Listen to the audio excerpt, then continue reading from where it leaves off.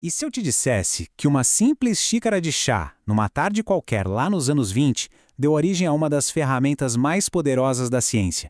Parece história, né? Mas é exatamente por aí que a nossa conversa começa. Olha só, tudo começa com essa frase.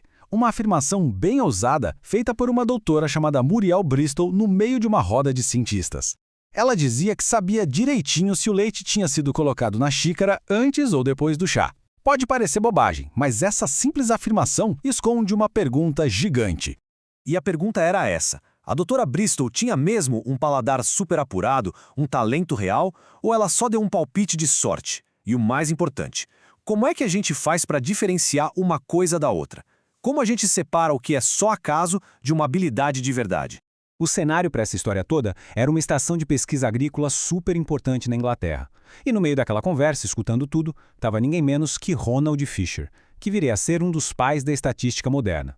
Ele ouviu aquilo e na hora viu que ali não tinha só um desafio, mas uma oportunidade de ouro. O Fisher sacou na hora que achismo não ia levar a lugar nenhum. Para testar uma afirmação daquelas, era preciso um método, um jeito organizado, rigoroso, que pudesse dar uma resposta baseada em evidências e não em opinião.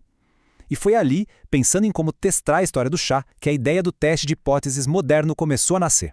E aqui que a coisa fica interessante. O Fisher precisava de um jeito de colocar essas duas ideias, sorte contra talento, frente a frente. Ele precisava criar uma estrutura formal, como se fosse uma aposta, para ver qual das duas explicações era mais provável.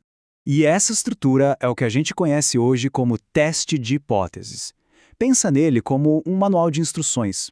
Ele nos dá um passo a passo para a gente poder usar dados, tipo os resultados de um experimento, para decidir entre duas versões diferentes da realidade.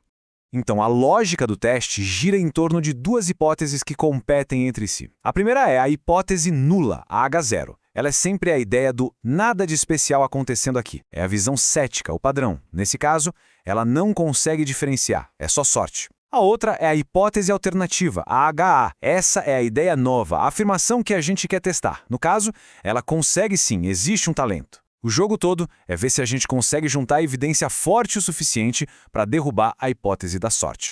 O experimento que o Fisher bolou foi simplesmente genial. 8 xícaras no total. 4 com leite primeiro, 4 com chá primeiro. E o pulo do gato? As xícaras foram apresentadas numa ordem totalmente aleatória. Isso era crucial para garantir que ela não usasse nenhuma outra dica, sei lá, a temperatura da xícara para adivinhar. O teste tinha que ser puro, só sobre o paladar dela. Beleza, o experimento está montado. A próxima pergunta que surge é: como é que a gente mede a sorte? Se ela acertar tudo, como é que a gente pode saber a chance disso ter acontecido só no chute? A gente precisa de um número. E agora, o momento da verdade. Diz a história que a doutora Muriel Bristol foi lá e acertou todas. Uma por uma. 8 de 8. Sem nenhum erro. Uma performance perfeita. Agora sim, a evidência estava na mesa e era uma evidência bem forte. Pois é, essa é a pergunta que vale ouro. Ela acertou tudo, ok, mas e se foi um dia de sorte absurda? A gente precisa de uma forma de medir o quão surpreendente esse resultado é. Tipo um coincidômetro, que nos diga qual a probabilidade disso acontecer se ela estivesse só chutando. E esse número existe. A chance de alguém acertar quais são as 4 xícaras certas de um tipo dentro de um total de 8, chutando aleatoriamente, é de apenas 1 em 70. Colocando em porcentagem, isso dá só 1,4%. Ou seja, é algo bem raro de acontecer por pura sorte. E esse número, esse 1,4%, é o que a gente chama em estatística de valor P. E atenção aqui porque essa é uma das ideias mais importantes e mais confundidas. O valor P não diz a chance da hipótese da sorte ser verdadeira. O que ele diz é, se a sorte fosse a única coisa em jogo, qual seria a probabilidade da gente ver um resultado tão bom quanto o que a gente viu, ou até melhor? Um valor P baixinho como esse significa que nosso resultado foi muito surpreendente, muito inesperado, se a gente partir do pressuposto de que foi só sorte. Ok, a gente tem uma evidência bem forte na mão, um valor P de 1,4%. É um número baixo. Mas qual baixo precisa ser para a gente tomar uma decisão? A gente precisa de um critério, uma régua, uma linha na areia, sabe?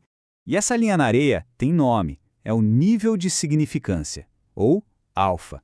E o mais importante, a gente define esse limite antes de ver os dados. É o nosso ponto de corte. Geralmente, em muitas áreas da ciência, se usa 5%.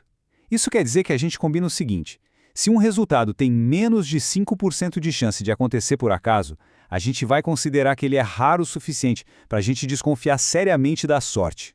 E com isso, a regra para tomar a decisão fica muito clara. A gente simplesmente compara o valor P que a gente encontrou com o alfa que a gente definiu. No nosso caso, o valor P foi 1,4%. O nosso alfa era de 5%.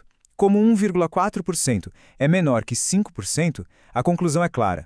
O resultado que a gente observou foi tão improvável de acontecer por acaso que a gente vai rejeitar a hipótese da sorte. A gente conclui que existe sim evidência estatística para apoiar a alegação da doutora.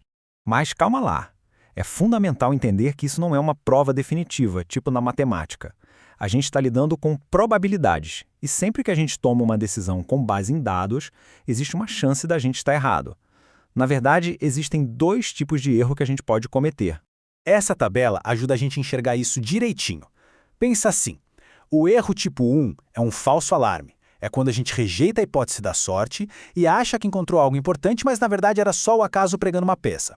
A chance de cometer esse erro é o nosso alfa. Já o erro tipo 2 é uma oportunidade perdida. É quando a gente não encontra evidência suficiente, acha que não tem nada ali, mas na verdade existia sim um efeito real que o nosso teste não foi forte o bastante para detectar. E a parte mais fantástica dessa história toda é que essa lógica que o Fisher usou lá atrás com as xícaras de chá é um modelo universal. A gente pode pegar exatamente esses mesmos passos e aplicar para resolver milhares de outros problemas do dia a dia. Tipo, testar a promessa de entrega de uma pizzaria. Olha só como a receita é sempre a mesma. São esses 4 passos. Primeiro, você define as duas histórias que estão competindo. Depois, define qual o seu risco, o seu alfa. Aí você coleta os dados e calcula a sua evidência, o valor P. E por fim, compara os dois e toma a decisão.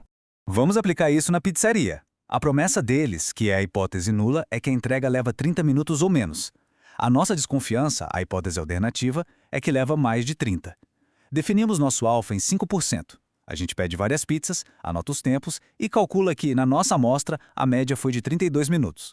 Depois de fazer as contas, a gente encontra o valor P de 9%. E agora, a decisão? Como 9% é maior que 5%, a gente não pode rejeitar a promessa da pizzaria. E essa conclusão é super importante, presta atenção. Mesmo que a nossa média tenha sido de 32 minutos, esse resultado não foi raro o suficiente para provar estatisticamente que a pizzaria está errada. Não rejeitar a hipótese nula não significa que provamos que ela é verdadeira. Significa apenas que a gente falhou em encontrar evidência forte o bastante para derrubá-la. Isso tudo nos leva a essa reflexão final. O teste de hipóteses é muito mais do que só uma fórmula matemática. É uma maneira de pensar. É uma ferramenta para a gente olhar o mundo de forma mais crítica para separar o que é evidência de verdade do que é só coincidência ou impressão. Pensa aí, quantas coisas que a gente acredita no dia a dia passariam por um teste rigoroso como esse? Tudo isso nascido de uma simples pergunta sobre uma xícara de chá.